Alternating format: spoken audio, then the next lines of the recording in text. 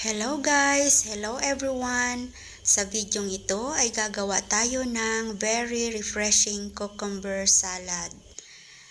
Ito ang ating mga pangunahing ingredients. So ibabrine muna natin yan guys sa salt.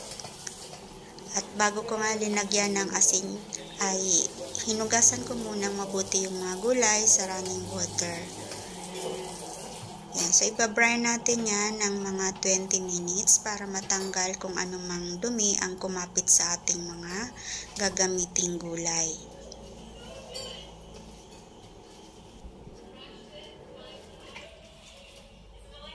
So, pagkatapos i-brine natin ay hugasan naman yan uli sa running water at ang panghuling hugas ko dyan guys ay yung mineral water na. So, balatan na natin ang mga pipino.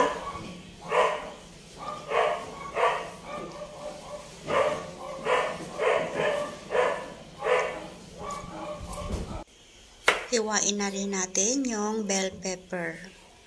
So, ang hiwa ko dito guys ay cubes. Yan.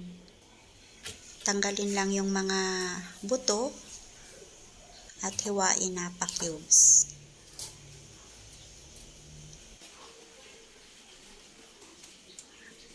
Ito nga yung mga pipino ay tinanggalan ko rin ng seeds. At hihiwain din natin yan na cubes.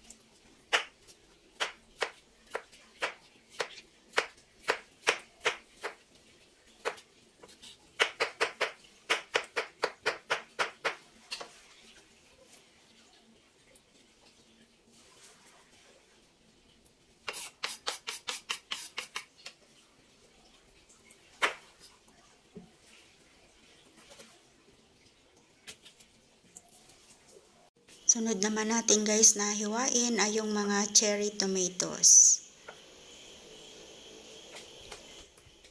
Maliliit lang sila kaya half lang talaga.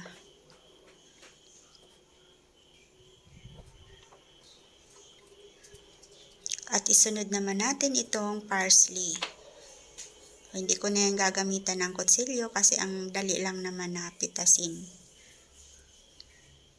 So, napakaganda nito guys sa ating health kasi mga gulay na to ay lahat sila ay rich in vitamin C na tamang-tama sa ating panahon sa ngayon na palaging maulan at malamig kaya nagkakasakit yung mga tao dahil sa pabago-bagong panahon. So, matutulungan natin ang ating mga sarili kung kakain tayo ng masustansyang mga gulay kagaya nito na cucumber salad. Na mayroong bell pepper, cherry tomatoes, red onion, green onion, black pepper, ground black pepper, at may dalawang kalamansi yan guys. Juice ng dalawang kalamansi. At syempre, ang pangtimpla natin dyan ay konting asin. So, depende na sa inyong panlasa kung gasino karami ang ilalagay ninyo. So, ayan guys, tapos na ang ating paggawa ng cucumber salad. Halo-haloin lang mabuti para mag-mix yung mga ingredients natin. At syempre, pagkatapos natin gawin ang cucumber salad, ay magliligpit naman tayo sa ating working area.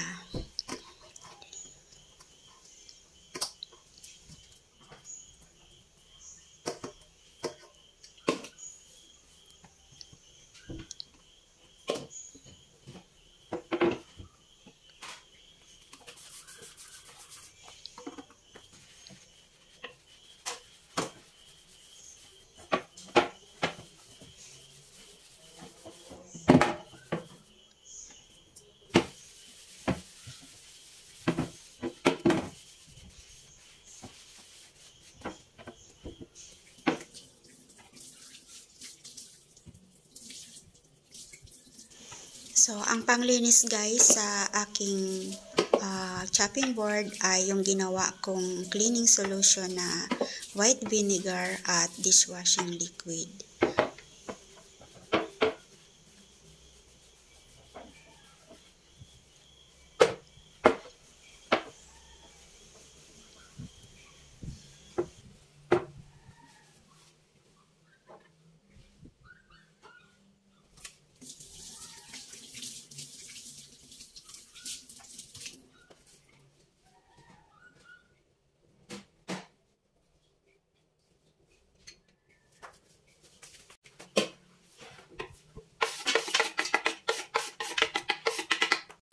So, ayan guys, pagkatapos nating maglinis ay kakain na tayo. Happy lunch time guys! At maraming salamat po sa panonood ninyo sa aking mga simpleng video. Bye! Ingat po!